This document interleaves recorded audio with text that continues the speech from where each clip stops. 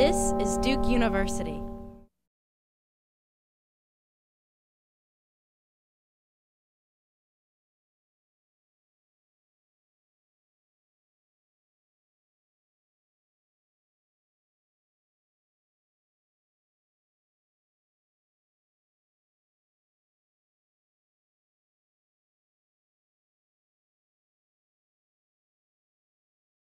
Let's get started. First up, we have Basil Enan, who is going to be presenting CoverHound.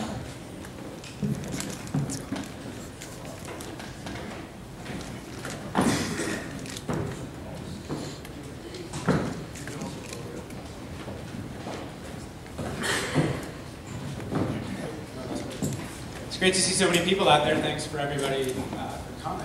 I'm Basil Enan, founder of CoverHound, and what we do is make it fast and easy to find car insurance online. As you can imagine, it's a pretty big market. If you drive a car in the States, you have to buy it, and it's not inexpensive. So a lot of people are going online today. ComScore estimates about 38 million auto insurance quotes were requested online last year, and about 17% of those went to comparison shopping sites, sites that you might have heard of, like NetQuote, SureMe, InsWeb. Those are really the most immediate competitors for CoverHound. And they, combined with a bunch of smaller ones as well, make about $400 million in annual revenue by selling internet leads to local insurance agents, as well as direct insurance carriers.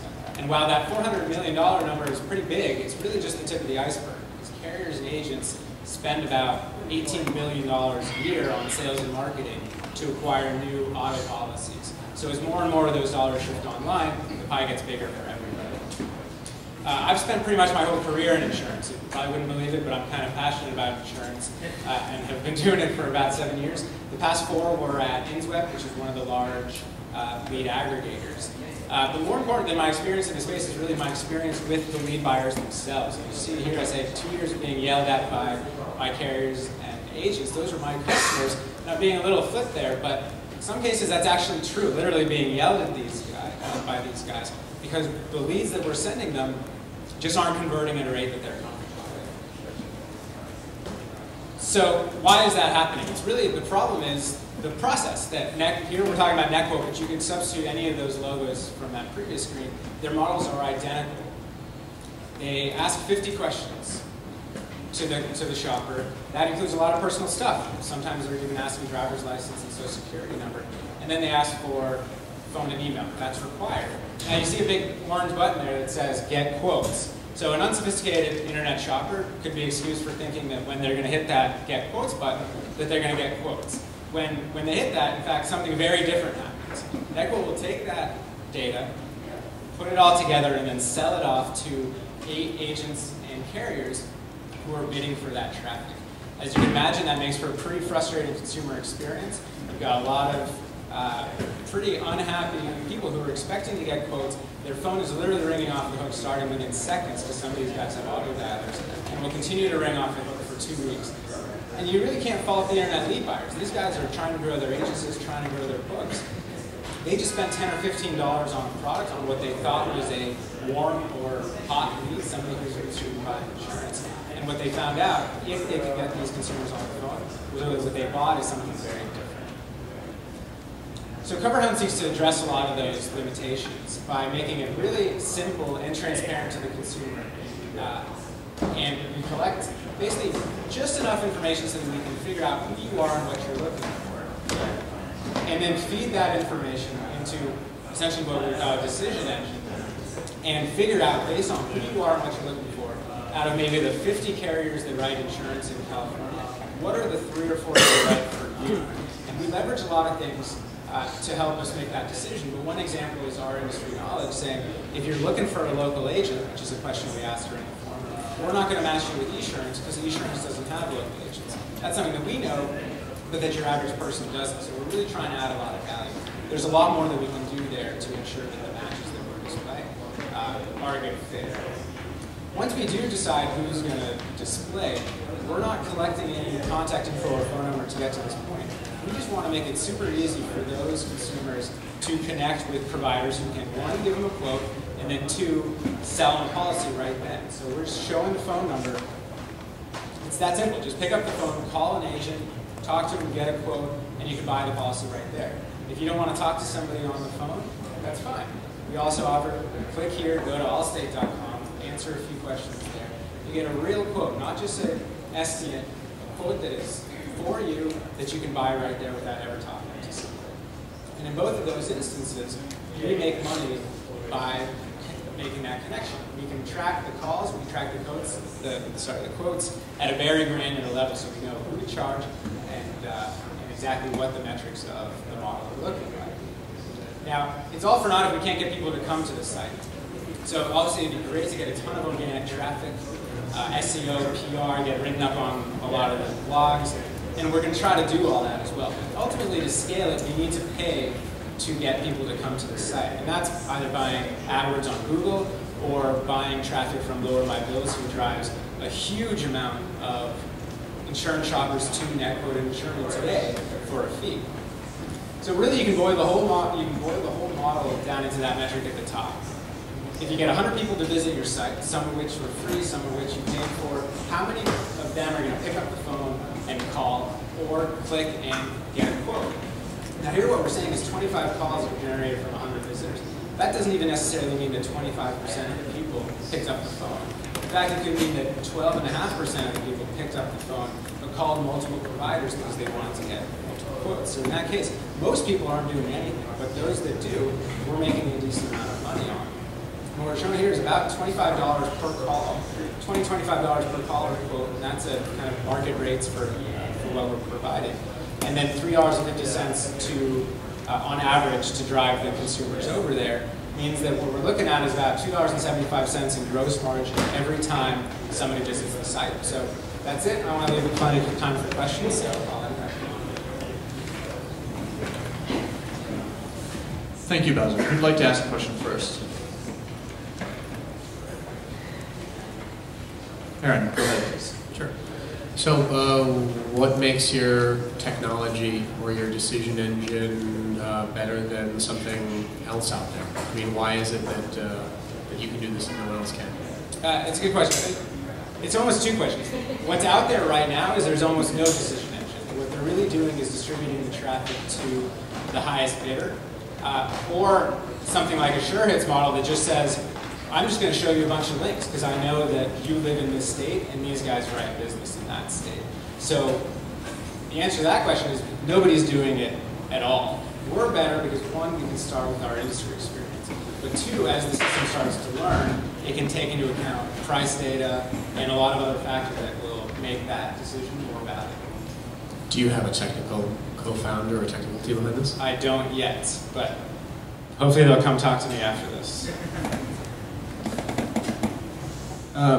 So I thought that you were going to lead us in the slide where you showed kind of the different 800 numbers from all the providers. I thought you were actually going to show us a quote there, but you didn't. So I now, as a user, I have to take it on spec that you're going to, get a quote that's right for you. Something I've been doing, I'm not happy about at other websites. How are you going to make me feel better about giving you all that information when I'm not actually getting a quote at the end of it?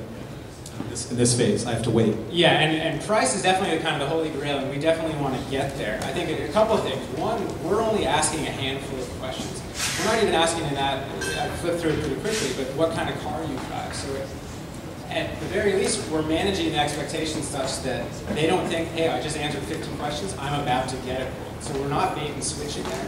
But ultimately, after launching, we do want to see some kind of price indication here to lend that kind of credibility and say, we know that talking to these guys is not only a good fit for you, but also a good value. And so the reason you're not launching with that is it challenging to get that real-time data at this phase? And it's not just what's happening, it's the best proxy out there right now is insurance.com. But they don't offer rates for State Farm, Allstate, and Geico, the top 3 companies in the country. So it's almost like an Orbitz that doesn't show you Delta, United, or American. Geico and State Farm will not show their rates anywhere next to anybody else's. Today, hopefully they will, but that's the problem. It's not a technological problem, they just won't do it. So just a couple of comments. I think it's a big market. There are problems in the market. There's distrust. You're going after that. That's great. Some things to think about. I think I would change the name. Your value add here is make this really friendly. I mean, actually, a lot of what Mint did, you know, make this thing that's people don't like doing or don't trust, friendly, great UI, great product, a great name, be critical for your success here. And I think you should really think about your distribution model. You know, it's one thing to say I can buy for $1 and sell for $2. That's not going to scale to big business. You got to think about how you can get other people to invite people to talk about it, viral marketing strategies around that would be critical for your success. And I'd echo that last point. The question that I would want to spend a lot of time on, and just to say it, is user acquisition. It's a crowded, expensive market, and what's the data to date, and how does that move beyond a certain size to buy hundreds of thousands of users at a scalable basis?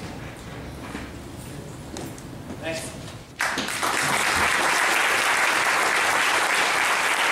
Thank you, Basil.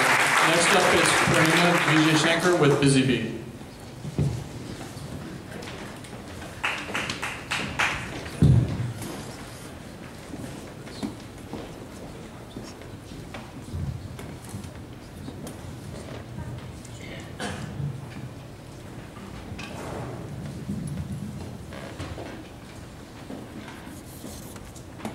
Good evening, everyone. I'm Poornima Vijayashanker, the CEO and founder of BizeeBee. I started BizzyBee in January of this year. But before that, I was a founding engineer at Mint.com. At Mint,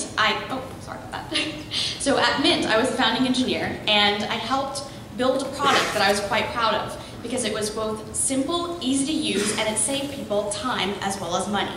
And now I'd like to do the same thing in the small business space with BizyBee.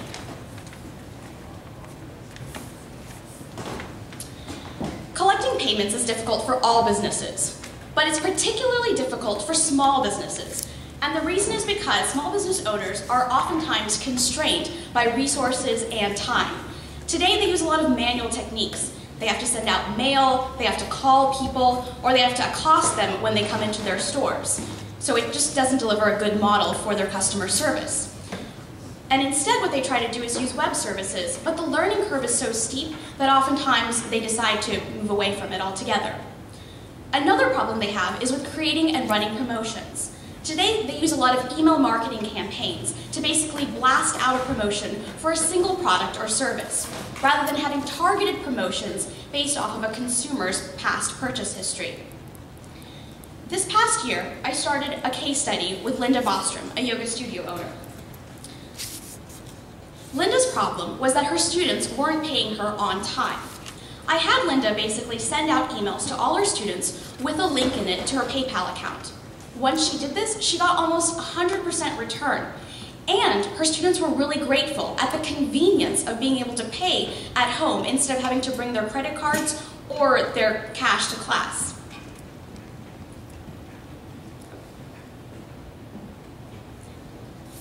So what is BizyBee? BizyBee helps small businesses bill and sell. We're a web service that automates the billing and selling by letting owners log into the website and send out an email with a payment in it. On top of that, because we send out the payments, we know how much small business owners are charging for their products and services. We can then help the owners know what their consumer's purchase history is and craft targeted campaigns rather than sending out a blast of emails to all of their customers. We plan to integrate with existing bookkeeping software, and our payment options currently are PayPal and credit cards. This is a screenshot of our current prototype. So the way it works is, first, an owner signs in and can add or import their customers. Once they've done this, they can add payments either for a single customer or multiple customers. After that, they can send the payment either immediately or schedule it for when they're ready, which means they can either prepay or they can post-pay. The customer receives the payment with a link in it and can pay. How big is our market? In 2002, there were 22.9 million small businesses. In 2009, there were 28.4 businesses, which goes to show you that the under 20 market is growing rapidly. If we apply a subscription model at a rate of $10 a month, annualized, that becomes $2.75 billion market, of which we would get a portion. That's not the only option we have. When we decide to build a payments processing engine, we can then also charge a per transaction fee. At the rate of $3.7 trillion is how much the revenue small businesses make. That becomes $37 billion a year, which once again we get a portion of, not the entire market. Now, of course, with that in mind, small business owners are willing to do the trade-off of a 1% to 2% transaction fee if they can have some guarantee of payment. Because remember, with this demographic, cash flow is an issue to keep them in business. So how do we plan to acquire customers? The first is we'd like to start off with local merchants and group the complementary services together. They will send out payments to their consumers. And then, of course, half of all Americans work for small businesses, which means that every email that gets sent out has a tagline at the bottom that says, "Billing by BizyBee, simplifies your billing and selling to increase your bottom line." We also plan to do partnerships with existing small business solutions, like Outright and Shoebox, who target more of the online market rather than the offline market. And we've already started adding value with The Hive, which is our blog. It's geared towards providing a resource to small business owners who want to start a business. We also connect them to consultants in this space who are interested in marketing, accounting, and legal issues pertinent specifically to small businesses. So who's on our team? As I mentioned, I'm Poornima Vijayashanker, the CEO and founder. I enjoyed my time at Mint and I helped build a personal finance brand. I'd like to now build a brand in the small business space. Liz Wiltsey is the VP of Small Business Strategy. She's got extensive experience consulting for small businesses. She understands the pain points of owners and has eased them into technological trends such as social media, which has helped them engage even more with their customers. We've also got a great group of advisors. Mark Goins, who's the former Senior Vice President and GM of Consumer Division at Intuit. He has expertise building financial products and distribution. And Jean Siné, the Director of Product Development at Intuit and former CTO at BuzzLogic. Jean has years of experience building scalable services as well as secure ones. So, I've been bootstrapping this venture for the past few months, and we're currently raising $500,000 in hopes of having a 12-month runway. We plan to use this to build out the payment processing engine as well as the promotion. I've got a team of 4 people. No, it's okay. Sure, no problem. So thank you very much, Poornima. Who would like to ask the first? Who's up?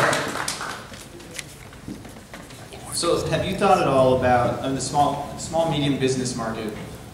Amazingly attractive and also complicated because of the fragmentation. Exactly. Have you thought about go-to-market strategy, whether it's, I know you have the ideal user, but is it city-by-city rollout? Is it a particular type of user or industry? Yeah, so we'd like to first start off with the services, people that offer services, and go particular not demographics, but particular localities, and group them together based on services. So for example, we'd start with a yoga studio as well as a massage place and say, it seems like you guys offer complementary services. If you band together, you could run a promotion and do that in a couple different verticals. But yes, it is start off in one particular region, and then the concept is because it's a small business, it's replicable across America. So I love the name and the UI, obviously, you know, the Mint influence is definitely there, and I think it's great. I'm always very nervous about companies tackling the small business market. Like you said, I mean, it's huge, and it's just so hard to get distribution there. And I'm not convinced that the strategy you have today is going to work. It doesn't mean that you won't figure it out. I think that's something that I would be if I were looking at investing, that's something I'd be really nervous about, but, you know, it's potentially worth the risk as the upside. What is the biggest pain point that you see that you're trying to solve? Well, the initial one, of course, is payment collections, because cash flow is always an issue for small businesses. It's the primary reason that there's such a high churn for them, right? If they can't make it to the end of the month, then how are they going to basically run their business? There's a common phrase of how much month is left in the money in the small business space. So I think that's the first problem, and that coupled with, of course, attracting more clientele. And for these people, staying in business, having the ability to make money, but then also have time with their customers and spread word of mouth is how they build their business. Sure. So today, here's a small business. So I guess the slide that was missing for me is, here's how a small business does it today. they have Constant Contact, they have PayPal. Yes. And then here's what our solution is, and here's why we're better. Right. Because for me, I didn't really know that business as well, but if it had been pieced out. Got it, yeah. Got it. Can you tell us about your Intuit deal? My Intuit deal? the looming one or the past one? What kinds of customers or where have you seen initial interest? Mostly in the services space, like I said before, and it's primarily the under 20 employees. Those are the people, basically sole proprietors who don't have time to hire a bookkeeper, don't have time to learn how to use QuickBooks. Is it limited to, as you said, massage places? No, it's not. Studios? No. What other industries do you think it's particularly applicable to? Gyms? Definitely. So a lot of wellness people in general tend to operate by themselves, so personal trainers. But we've also had interest in dentists, doctors, so markets that are sort of already established and don't have as low margins as a massage studio would. Thank you very much, Poornima. Our final presentation of the evening is David Hartke. He's going to tell us about Stinky Teddy. Yes, there's been an explosion, a renaissance in real-time user-generated content that people are posting on the web. People are comfortable telling us what's important to them. So this data can be used to solve other problems. And one of the big problems out there is building the perfect search engine. The perfect search engine delivers the right content to the right person at the right time. So I want to talk about how we might hope to use the real-time data to build what I call the right-time search engine. So how did I get here? My background? My background is actually in nuclear physics. I'm an experimental nuclear physicist. And I worked on a bunch of big data experiments. I'm very comfortable with big data. A few years ago, I got into search, because search is another one of these big data problems that's very interesting if you're used to dealing with data at scale. So I've worked at several search startups, including founding Stinky Teddy. One interesting one is I worked at a Surf Canyon, which is a browser add-on. And what we did was actually, as part of our product, we would track people as they use search engines over extended periods of time. So I developed an insight into what people are looking for in a search engine. And what they're really looking for is a single search box where the right answer is at the top of the search page. And so that's what we hope to build with Stinky Teddy. So why would you build a search engine now? Well, like I said, there's this real-time data trend that I want to explore. There's all this data that's available. There's also, in the last couple of years, there's been this renaissance in the number of fast open search APIs across a wide variety of verticals. So all these different vertical search engines have opened up their APIs to developers like me to try to do interesting stuff with. Basically, everyone in the search business has an open API with the exception of Google. So the question is, how can we put this together to build a compelling product? And so Stinky Teddy is my merger of these two trends. It's what I would call wisdom of the crowds applied to web search. James Surowiecki, the New Yorker author, came up with the term wisdom of the crowds, and sometime he said multiple non-authoritative answers are better than an authority. So I want to apply that to the whole business of web search. So what I do is I use this real-time data to tap into the collective consciousness. How do people feel right now? What are they talking about right now in relation to the user query terms? And that tells us what's important to the mass of people. Also, I use a collective search index where experts can have their domain knowledge and build a specialized search in their vertical. And so Stinky Teddy tries to bring these two ideas together. So you have a user query, we put it in some larger context, we pull from all these different content sources and make a content decision, and then we show you a dynamically adjusted search result page where the results change as the conversation on the real-time web changes. So the only way to show this is some examples. So last Friday when I was putting this together, there was a lot of talk of a water cooler on the internet. And I have a little buzzer meter which tells you how hot that particular search query is, and a lot of people talking. And the real-time meaning of water cooler on last Friday was suspicious, Times Square, NYPD, abandoned. There was some incident at Times Square where they found a water cooler and then people were mocking the police for overreacting. At the same time, so my search page is all about that particular meme for water cooler. At the same time, at the same moment, I go to Google and look for water cooler, and they're showing a bunch of ads for water coolers and the Facebook game for water coolers. So they kind of haven't picked up on this change in the terminology and how people are using the words that minute. If you go back to Stinky Teddy today, it's about the water cooler that you might want to buy for your office. So the results that people might want on their search page changes.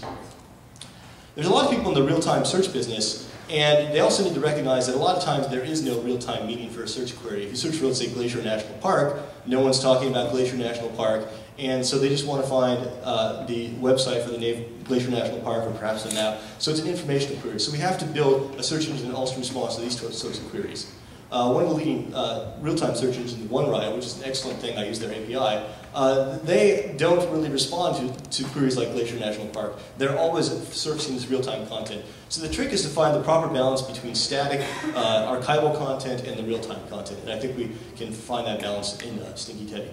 So the business model, it's fairly simple. Search is about the most profitable thing on the internet besides porn. So Google generates about 10 cents per search on average. That's $100 CPM. It's very profitable. Microsoft and Yahoo a little bit less. I would syndicate a sponsored search feed, so I get about half of the revenue there. It's important to recognize it's a huge market, so 1% of the search market is about $200 million a year. And also, if you use a syndicated feed, incremental traffic is incremental revenue. You don't need to beat Google and become that big in order to make a lot of money. You can make a lot of money just by having a little bit of dedicated traffic. And in terms of a distribution strategy, it's very difficult to get people to go to your website if you have a search portal.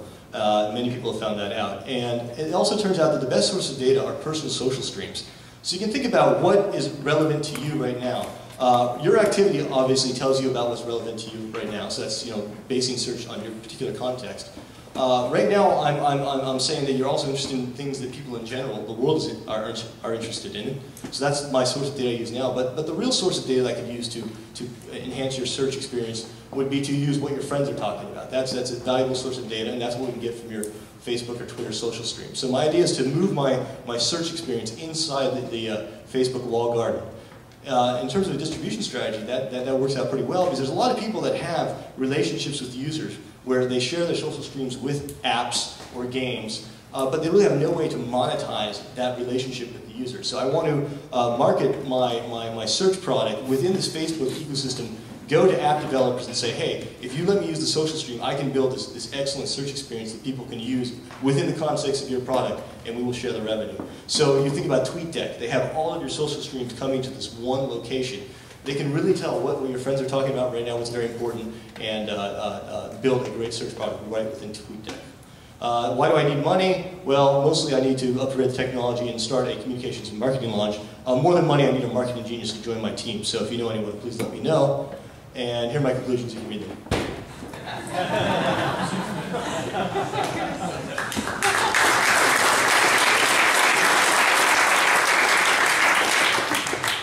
So brand name aside,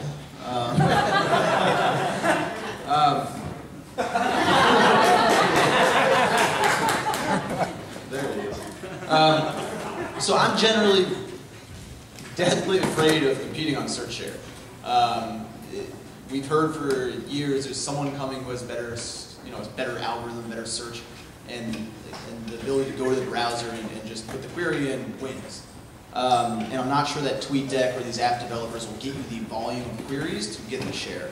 But if your the back end work is impressive enough, I would challenge you to think about, are there ways to solve other burning questions with that technology, like brand monitoring, authority monitoring, where that can then be a valuable service to brands. So less a question and more the way I would think about it. I mean, I agree with you that search is a very dangerous space to play in. The one thing is, if we can show this integration of your own personal social stream and show users that it does produce a better search result for you, you might be able to build a search brand. And you're sort of protected from the big guy by being within the social stream connection with the user. So that's my hope. I think it's a cool idea. How many folks do you have working on this? It's me, basically, okay. And one consultant. How long have you been working? I took about 6 months off and put this together myself. So let's just say there's a lot of hurdles: distribution, brand, etc. Let's say you got lucky and did a great job and got successful and got traffic. How quickly could Google copy this, or Yahoo or Microsoft? Okay, so I made the point at the beginning that people they don't want to configure their search in any way. They want one search experience. They want to type in the search box and have the search results come up. Google can only have one search experience. So if this is qualitatively different, they can't provide the same search experience to users simultaneously. The other point is that this is very susceptible to spam. And Google being the big guy, if they implemented this now, Twitter would be overwhelmed with spam. So this is something that needs to start small where people are actually sharing their thoughts in Twitter, not hoping to gain the search results on Google. So it's a very dangerous road for them to go down at this point.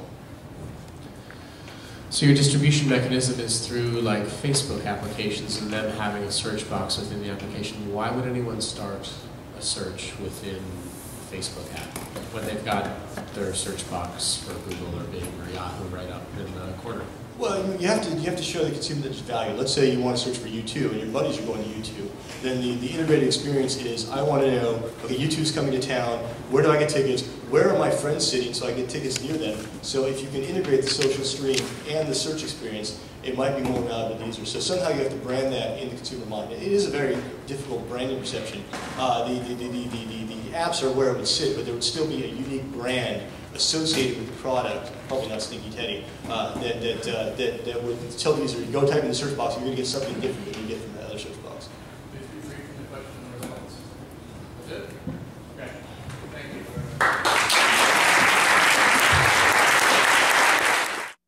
Produced by Duke University, online at duke.edu.